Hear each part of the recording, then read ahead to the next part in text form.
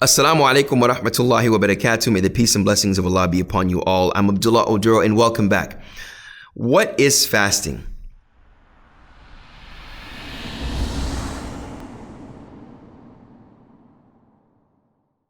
Fasting is defined as voluntary deprivation for spiritual conditioning. You voluntarily deprive yourself of eating, drinking, and intimacy with the opposite gender from sunup to sundown for means of coming closer to Allah the Exalted.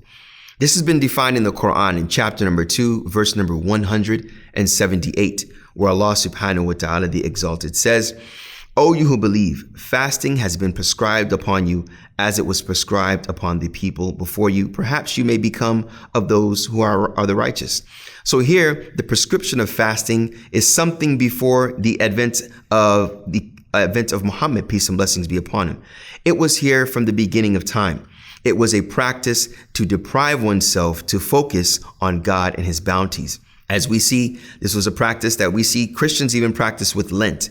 It is a means of depriving themselves to remember a sacrifice of someone else and to remember the greatness of God upon them. So when looking at this month of Ramadan, the prescription of it is particularly in the 9th month of the Islamic calendar, which is the month of Ramadan. Now, linguistically, scholars even mention the word Ramadan comes from Ramda, which means to burn or heat or fire. And that's used as a symbolization of burning off the sins, These sins that we have, these actions of fasting and of good deeds, burn them and relinquish them. It's also been mentioned that this month is a month that is a hot month, therefore being called Ramadan. At any rate, this is the 9th month that the Muslims should fast from sunup to sundown.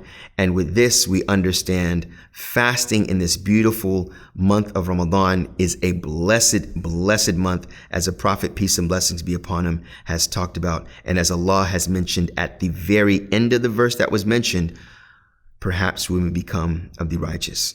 May Allah subhanahu wa ta'ala allow us in embarking upon this means that he has obliged upon us for the only reason of making us principled individuals to be closer to him and be more mindful of him and his greatness. Assalamu alaikum wa rahmatullahi wa barakatuh. Thank you.